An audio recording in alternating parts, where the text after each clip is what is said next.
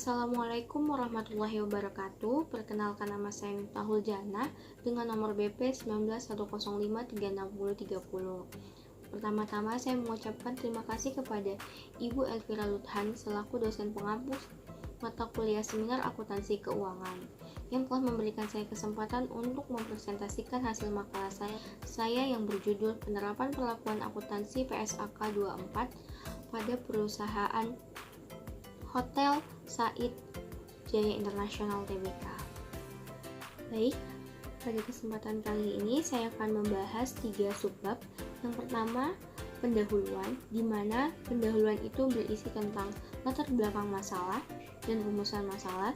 Yang kedua, mengenai pembahasan, dan yang ketiga, penutup yang berisi kesimpulan dan saran. Baik, pembahasan selanjutnya mengenai latar belakang masalah. Nah, pada makalah ini saya mengambil judul penerapan PSAK 24, di mana yang kita ketahui PSAK 24 ini berisi tentang imbalan-imbalan kerja. Imbalan kerja yang dicakup di sini ada 4, yaitu imbalan kerja jangka pendek, jangka panjang, imbalan pasca kerja, dan pesangon. Nah, perusahaan pastinya akan mengeluarkan sejumlah biaya yang cukup signifikan untuk membayar imbalan-imbalan kerja tersebut kepada karyawan. Maka dari itu, secara akuntansi harus dicadangkan dari saat ini, karena imbalan tersebut termasuk ke dalam salah satu konsep akuntansi, yaitu accrual basic. Nah, jika tidak diterapkan dengan baik, maka imbalan kerja dapat berdampak pada efektivitas perusahaan dan kinerja pekerja. Perlakuan yang tidak tepat terhadap pekerja dapat berdampak negatif untuk perusahaan, dikarenakan dapat mendorong pekerja tersebut melakukan pemogokan atau kecurangan seperti korupsi dan penyelundupan yang dapat merugikan perusahaan. PT Hotel Said Jaya International Tbk merupakan perusahaan yang bergerak di bidang hotel dan akomodasi atau fasilitas sewa guna usaha yang berhubungan dengan hotel. Perusahaan ini juga mengelola beberapa hotel, termasuk Hotel Grand Said Jaya, Hotel Said Surabaya, Hotel Said Bandar Lampung, Hotel Said Manadi, Hotel Said Kawanua, dan lain-lain. Maka dari itu, saya tertarik mengambil perusahaan ini dikarenakan perusahaan tersebut sudah banyak memegang beberapa hotel yang ada di Indonesia. Sehingga saya ingin mengetahui apakah perusahaan tersebut sudah menerapkan imbalan kerja sesuai dengan PSAK 24. Nah, karena apabila tidak diterapkan dengan baik, akan berdampak fatal terhadap efektivitas perusahaan tersebut. Maka dari itu, saya mengambil rumusan masalah, yaitu bagaimana penerapan PSAK 24 pada PT Hotel Said Jaya International Tbk. Baik, pembahasan selanjutnya mengenai imbalan kerja jangka pendek. Imbalan kerja jangka pendek adalah imbalan kerja yang jatuh tempo seluruhnya dalam waktu 12 bulan setelah akhir periode pekerja memberikan jasanya, di mana contoh dari imbalan kerja jangka pendek ini seperti upah, gaji, iuran jaminan sosial, cuti berimbalan jangka pendek seperti cuti tahunan, cuti sakit, dan imbalan non-meter. Lalu, imbalan pasca kerja adalah imbalan kerja selain pesangon yang terutang setelah pekerja menyelesaikan masa kerjanya. Misalnya, tunjangan pensiun dan imbalan pasca kerja lain seperti asuransi jiwa dan keperawatan kesehatan pasca kerja. Setelah itu, imbalan jangka panjang lainnya, di mana imbalan kerja selain imbalan kerja jangka pendek, imbalan pasca kerja, dan pesangon. Imbalan kerja jangka panjang ini contohnya seperti cuti besar atau cuti sabatikal, penghargaan masa kerja, imbalan cacat permanen bagi laba dan bonus, ataupun remunerasi tangguhan. Selanjutnya, pesangon. Pesangon atau imbalan pemutusan adalah imbalan yang diberikan dalam pertukaran atas pemutusan kontrak kerja dengan pekerja sebagai akibat dari yang pertama, keputusan entitas untuk memberhentikan pekerja sebelum usia purna karya normal. Yang kedua, keputusan pekerja menerima sebuah tawaran imbalan sebagai pertukaran atas terminasi kontrak kerja. Selanjutnya, program imbalan pasca kerja. Program imbalan pasca kerja adalah pengaturan formal atau informal di mana entitas memberikan imbalan pasca kerja bagi satu atau lebih pekerja. Program imbalan pasca kerja ini dapat diklasifikasikan menjadi 2, yaitu program imbalan iuran pasti dan program imbalan pasti. Program iuran pasti. Program iuran pasti ini adalah program imbalan pasca kerja di mana entitas pembayaran iuran tetap kepada entitas terpisah dan tidak memiliki kewajiban hukum atau kewajiban konstruktif untuk membayar iuran lebih lanjut jika dana tersebut tidak memiliki aset yang cukup untuk membayar seluruh imbalan kerja terkait dengan jasa yang diberikan oleh pekerja pada periode berjalan dan periode sebelumnya. Program yang kedua adalah program imbalan pasti. Program imbalan pasti adalah program imbalan pasca kerja yang bukan merupakan iuran pasti. Dalam program imbalan pasti, kewajiban entitas adalah menyediakan imbalan yang dijanjikan kepada karyawan yang ada pada saat ini maupun mantan pekerja. Dan resiko aktuaria dan resiko investasi secara substansi ditanggung oleh entitas. Jika pengalaman aktuaria atau investasi lebih buruk dari yang diharapkan, maka kewajiban entitas meningkat. Selanjutnya, penerapan imbalan kerja pada PT Hotel Shahid Jaya International Tbk. PT Hotel Shahid Jaya International Tbk merupakan salah satu perusahaan yang bergerak di bidang perhotelan. Menurut data laporan tahunan 2019, perusahaan ini memiliki karyawan sebanyak 428 orang, yang terdiri dari karyawan permanen sebesar 233 orang dan karyawan kontrak sebesar 195 orang. Pemberian gaji atau imbalan kerja pada PT Hotel Shahid Jaya International Tbk merupakan gabungan dari gaji dan tunjangan-tunjangan yang menjadi hak pekerja karena telah melaksanakan kewajibannya. Pemberian gaji berdasarkan tingkat jabatan ataupun posisi dan juga lama bekerja. Semuanya itu dicantumkan dalam kontrak kerja yang dibuat oleh perusahaan yang disepakati pekerja pada saat awal mula pekerjaan. Adapun imbalan kerja yang telah diterapkan oleh PT Hotel Shahid Jaya International Tbk yaitu yang pertama, imbalan jangka pendek.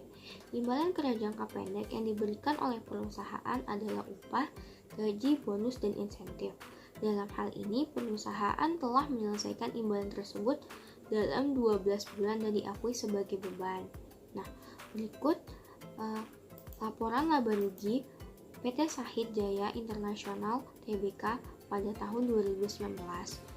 Di sini kita bisa lihat bahwa PT ini telah mengakui beban umum dan administrasi, di mana beban umum dan administrasi ini detailnya itu terdapat gaji dan tunjangan lainnya. Maka dapat disimpulkan bahwa PT Hotel Jaya International Tbk mengakui beban gaji dan tunjangan lainnya sebesar nilai tersebut. Yang kedua, imbalan pasca kerja. Perusahaan menyelenggarakan program pensiun melalui program tunjangan hari tua dan program pensiun imbalan pasti bagi karyawan yang telah memenuhi persyaratan. Sumber pendanaan pensiun berasal dari kontribusi karyawan dan perusahaan, masing-masing 6% dan 4% dari gaji pokok. Dan jika ada kekurangan dana, akan ditanggung oleh perusahaan. Selanjutnya, ini adalah rincian dari beban imbalan pasca kerja yang diakui di laporan laba rugi. Bisa kita lihat bahwa beban imbalan pasca kerja yang diakui di laporan laba rugi itu terdiri dari beban jasa kini perusahaan dan beban bunga. Selanjutnya, perusahaan dan entitas anak mencatat penyisihan imbalan kerja berdasarkan perhitungan aktuaris independen terakhir yang dilakukan oleh PT Kasir Imam Sabto Sejahtera Aktuaria atau aktuaris independen, yang dalam laporannya menggunakan metode projected unit kredit dengan menggunakan asumsi-asumsi berikut. Yang pertama, dia menggunakan asumsi diskonto dengan persentase 6,5%, tingkat kenaikan gaji 4%, ada tingkat mortalitas, usia pensiun, dan tingkat bunga teknis. Selanjutnya itu adalah laporan penghasilan komprehensif lain konsolidasi untuk tahun yang berakhir pada tanggal 30 Desember 2019. Di sini kita bisa lihat bahwa pendapatan komprehensif lain itu terdapat keuntungan atau kerugian aktuarial atas program imbalan kerja sebesar nilai berikut. Lalu di dalam laporan posisi keuangan 31 2019 terdapat juga liabilitas imbalan kerja jangka panjang, di mana angka itu didapat dari liabilitas bersih awal tahun ditambah dengan beban yang diakui dalam laporan laba rugi dikurangi dengan pembayaran imbalan kerja dan ditambah pendapatan komparasi lain, sehingga didapatkannya lah liabilitas bersih akhir tahun sebesar Rp34.809.240.646. Berdasarkan pembahasan sebelumnya, maka bisa dikatakan bahwa PT Hotel Sahid Jaya International Tbk dalam pencatatan akuntansinya dinilai telah sesuai dengan persyaratan yang disyaratkan oleh PSAK 24. Dilihat dari keuntungan atau kerugian dari penyelesaian program manfaat pasti diakui di laba rugi.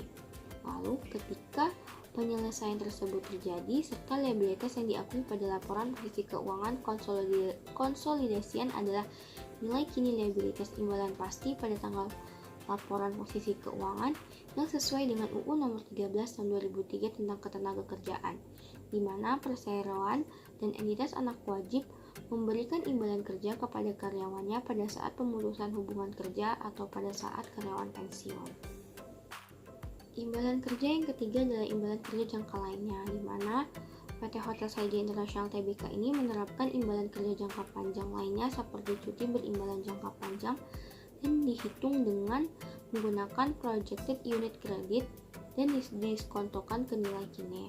Namun, penulis tidak menemukan penjelasan lebih lanjut terkait cuti berimbalan jangka panjang tersebut bagaimana dan seperti apa, sehingga penulis tidak bisa menyimpulkan apakah perusahaan telah menerapkan imbalan sesuai PSAK 24 atau tidak. Lalu, begitu juga dengan pesangon, penulis tidak melihat penjelasan mengenai ketentuan pesangon di perusahaan tersebut, sehingga penulis tidak bisa menyimpulkan apakah perusahaan tersebut telah menerapkan sesuai dengan PSAK 24 atau tidak. Berdasarkan pembahasan yang telah dijelaskan sebelumnya, maka saya dapat menyimpulkan bahwa penerapan yang telah dilakukan oleh PT Hotel Jaya International Tbk yaitu yang pertama, penerapan imbalan kerja jangka pendek yang telah sesuai dengan persyaratan PSAK 24, di mana pihak perusahaan mengakui biaya akrual setelah pekerja memberikan jasanya selama suatu periode dan menyelesaikan kewajibannya dalam 12 bulan. Adapun imbalan kerja jangka pendek yang diberikan oleh perusahaan adalah upah, gaji, bonus, dan insentif. Yang kedua, perusahaan telah menerapkan imbalan pasca kerja dengan menggunakan program imbalan pasti. Dapat dilihat bahwa perusahaan menggunakan projected unit credit dalam menentukan program imbalannya. Lalu, sumber pendanaan pensiun ini berasal dari kontribusi karyawan dengan perusahaan, di mana masing-masing 6% dan 4% yang berasal dari gaji pokok. Nah, jika ada kekurangan dana tersebut akan ditanggung oleh perusahaan. Selanjutnya itu ada saran. Berdasarkan kesimpulan tersebut, maka penulis dapat memberikan saran kepada perusahaan, yaitu agar tetap mempertahankan penerapan imbalan kerja yang sudah diterapkan.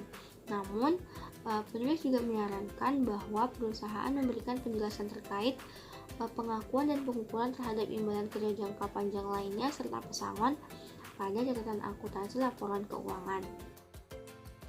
Baik, sekian presentasi dari saya. Apabila ada kata-kata yang salah, saya mohon maaf. Assalamualaikum warahmatullahi wabarakatuh.